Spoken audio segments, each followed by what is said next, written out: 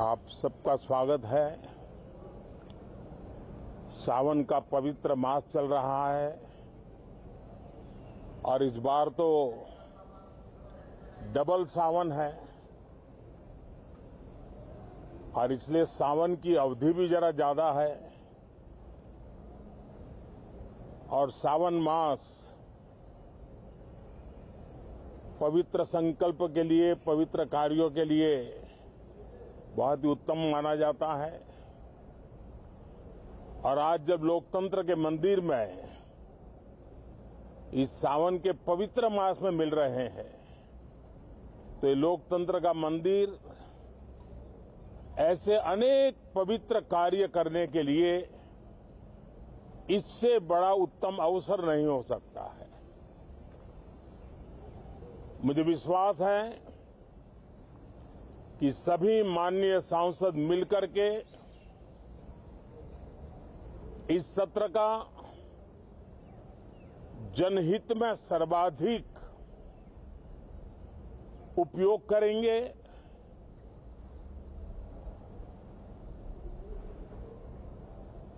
संसद की जो जिम्मेवारी है और संसद में हर सांसद की जो जिम्मेवारी है, ऐसे अनेक कानूनों का बनाना, उसकी विस्तार से चर्चा करना बहुत ही आवश्यक है।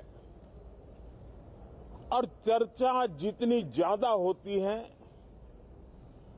चर्चा जितनी ज्यादा पैनी होती है, उतना जनहित में दूरगामी परिणाम देने वाले अच्छे निर्णय होते हैं। सदन में जो माननीय सांसद आते हैं वो धरती से जुड़े हुए होते हैं, जनता के दुख दर्द को समझने वाले होते हैं और इसलिए जब चर्चा होती है तो उनकी तरफ से जो विचार आते हैं वो जड़ों से जुड़े हुए विचार आते हैं और इसलिए चर्चा तो समृद्ध होती है, निर्णय भी सशक्त होते हैं, परिणामकारी होते हैं।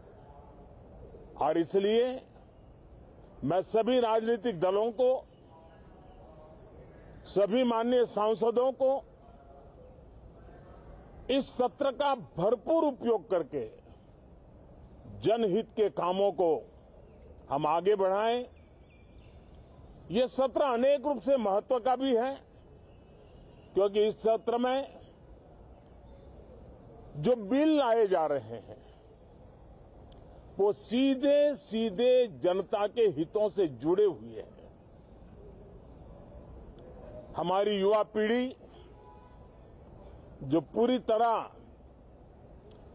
डिजिटल वर्ल्ड के साथ एक प्रकार से नेतृत्व कर रही है, उस समय डेटा प्रोटेक्शन बिल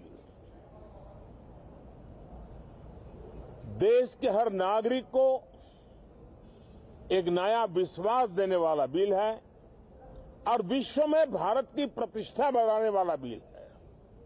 उसी प्रकार से नेशनल रिसर्च फाउंडेशन, ये बिल एनआरएफ नई शिक्षा नीति के संदर्भ में एक बहुत बड़ा अहम कदम है और इसका उपयोग अनुसंधान को बल देना, इनोवेशन को बल देना, रिसर्च को बल देना और हमारी युवा पीढ़ी जो विश्व के अंदर नए उपक्रमों के द्वारा विश्व का नेतृत्व करने का सामर्थ्य रखती है, उनके लिए बड़ा अवसर देकर के आ रही है। जनविश्वास बिल सामान्य मानवीय के प्रति भरोसा करना,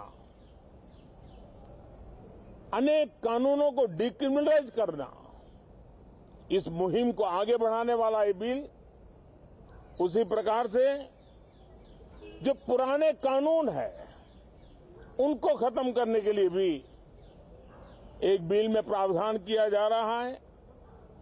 हमारे यहां सदियों से एक परंपरा रही है कि जब विवाद हो तो संवाद से सुलझाया जाए। मीडिएशन की परंपरा हमारे देश की बहुत सदियों पुरानी है। उसको अब कानूनी आधार देते हुए मीडिएशन बिल लाने की दिशा में इस सत्र का बहुत बड़ा उपयोग है, जो अनेक विवादों से सामान्य मानवीय से लेकर के असामान्य संजोगों को भी मिल बैठकर के सुलझाने का एक मजबूत नींव बनाएगा। इसी प्रकार से डेंटल मिशन को लेकर के एक बिल जो हमारे डेंटल कॉलेजेस के लेकर मेडिकल के छात्रों के लिए एक नई व्यवस्था को आकार देगा। ऐसे अनेक महत्वपूर्ण बिल इस बार इस सत्र में संसद में आ रहे हैं। तब ये जनहित के हैं, ये युवा हित के हैं, ये भारत के उज्जवल भविष्य के लिए हैं। मुझे विश्वास है कि सदन में गंभीरतापूर्वक इन बिलों पर चर्चा करके हम बहुत तेजी से राष्ट्रहित के महत्वपूर्ण कदमों को आगे बढ़ाएंगे।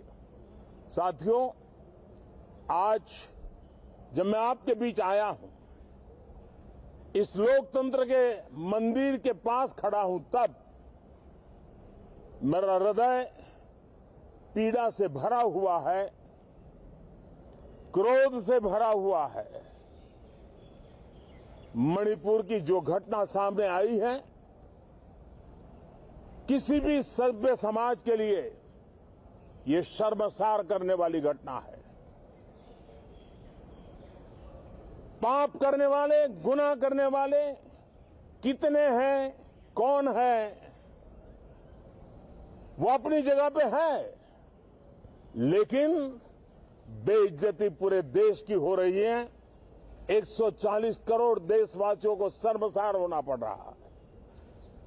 मैं सभी मुख्यमंत्रियों से आग्रह करता हूं कि वे अपने राज्य में कानून व्यवस्था को और मजबूत करें, खास करके हमारी माताओं बहनों की रक्षा के लिए कठोर से कठोर कदम उठाएं।